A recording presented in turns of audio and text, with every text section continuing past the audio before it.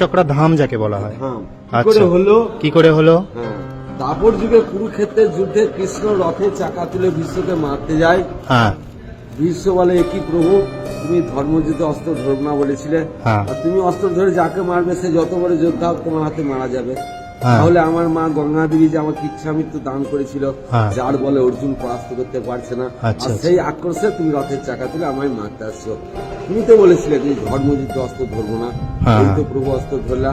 শ্রীকৃষ্ণ দেখলো বিশ্বমার চালাকি ধরে ফেলেছে, হ্যাঁ। যে চালাকি করে অশ্বত্থামা হতে ইতি গজ বলে দ্রোণাচার্যকে মেরেছিলেন। হ্যাঁ, হ্যাঁ, হ্যাঁ।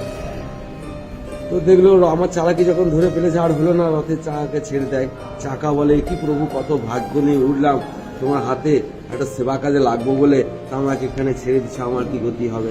তো তোমাকে গড়িয়ে দিচ্ছি, তুমি করতে করতে চলে যাওয়া বীরের ভূম, যেখানে কলির বীর জন্মগ্রহণ করবে সেখানে পড়বে। সেই চাকা এসে এখানে পড়ে না হয় এক চাকা বা এক চক্রা।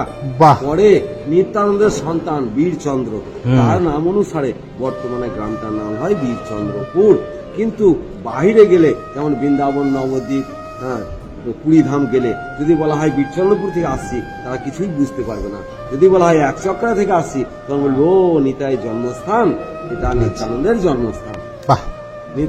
নিত্যানন্দপুর পিতা হারায় পণ্ডিত, ওনার বাড়ি এখানে উত্তরপ্রদেশ, কনজ, নাম মুকুন্দ বন্দ্যোপাধ্যায়। আচ্ছা, আচ্ছা, তৎকালীন কনজদের 5টা পণ্ডিতের সেরা পণ্ডিত ছিলেন মুকুন্দ আচ্ছা, বন্দ্যোপাধ্যায়। আচ্ছা, আচ্ছা। তিনি ঘুরতে ঘুরতে ঘুরতে ঘুরতে এক চক্রা নগরে আসেন।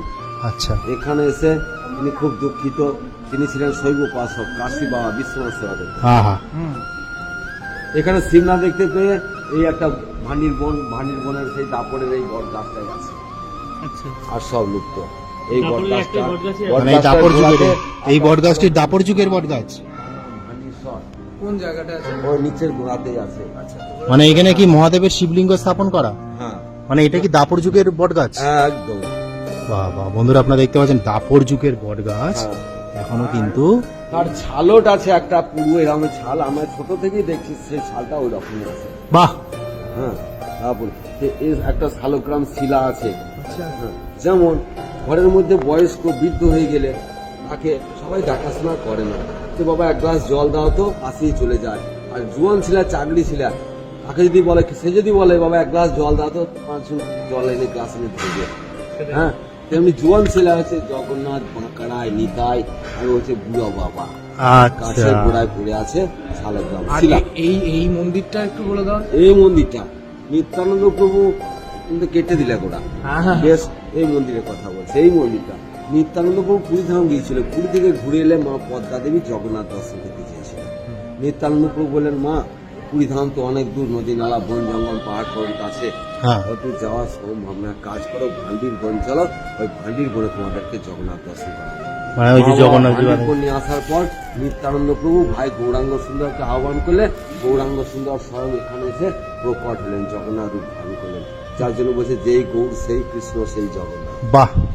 সেই জগন্নাথ, সেই জগন্নাথ রূপ ধারণ করার পর নিত্যানন্দ প্রভুর মাতা পদ্মা দেবী জগন্নাথ দর্শন করলেন এবং গৌরাঙ্গ দেখলেন দাদার আহ্বানে, দাদার গ্রাম এলাম, দাদার বাড়ি যদি না যায় গোসা হবে, তিনি দাদার বাড়ি গেলেন এবং গৌড়ের দাদা বিশ্বরূপ যে জায়গায় বসছে, নিত্যানন্দের বাল্য নাম কুবের, কুবের কর্ণে মন্ত্রী দিয়েছিল নাম বিশ্বরূপতলা, সেই বিশ্বরূপতলায় বসলেন এবং সেখান থেকে আবার চলে যাবেন।